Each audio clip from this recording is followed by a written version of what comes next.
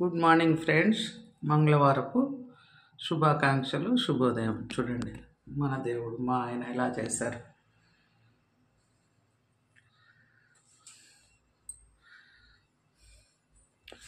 ఈరోజు పచ్చి బొప్పాయి తాలింపు ఫ్రెండ్స్.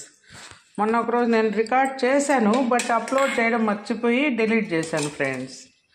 అందుకే మళ్ళీ చూడండి, కొద్దిగా ఆయిల్ వేసుకుందాం.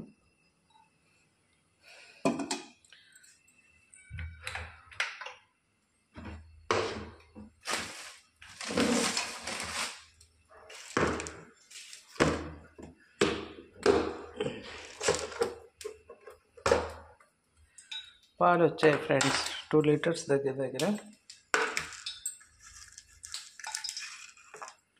తిరువాత గింజలు, జీలకర్ర,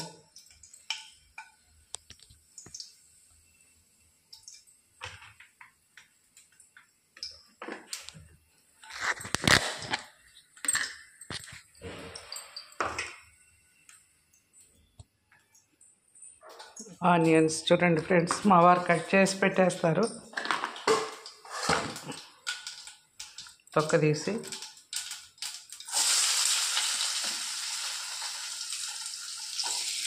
ఆనియన్స్,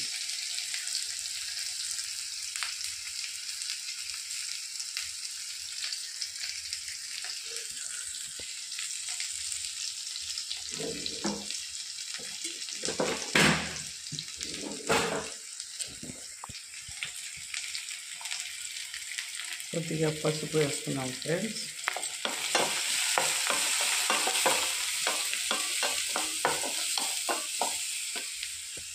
కరివేపాకు కొద్దిగా తెచ్చుకున్నాం.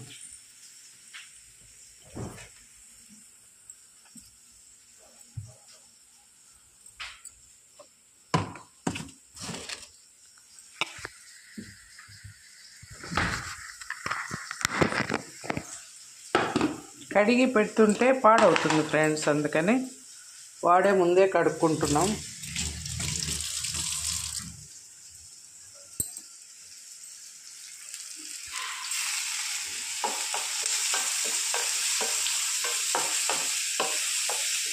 చూడండి ఫ్రెండ్స్,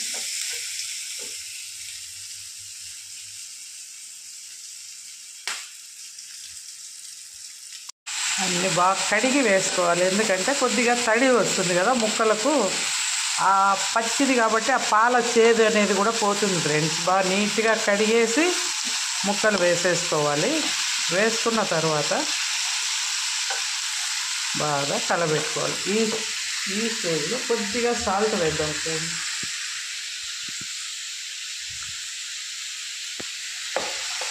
ఆల్రెడీ మనం పొడిలో వేసుంటాం, కానీ ముక్క బాగా ఉడుకుతుంది. కొద్దిగా స్ప్రింకిల్ చేద్దాం. చూడండి,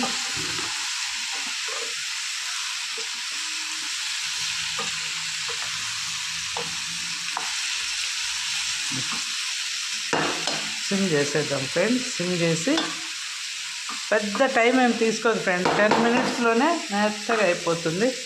మూత పెట్టేద్దాం. ఒక 10 మినిట్స్ తర్వాత మళ్ళీ చూద్దాం.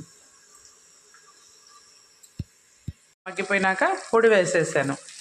శనక్కాయ పప్పులు అన్నీ మన కొట్టు పెట్టాను కదా, ఎండుమిర్చి వేయించుకొని, శనక్కాయ పప్పులు వేయించుకొని, ఉప్పు, కారం, కొద్దిగా జీలకర్ర వేసి పొడి కొట్టు పెట్టుకుంటాను ఫ్రెండ్స్.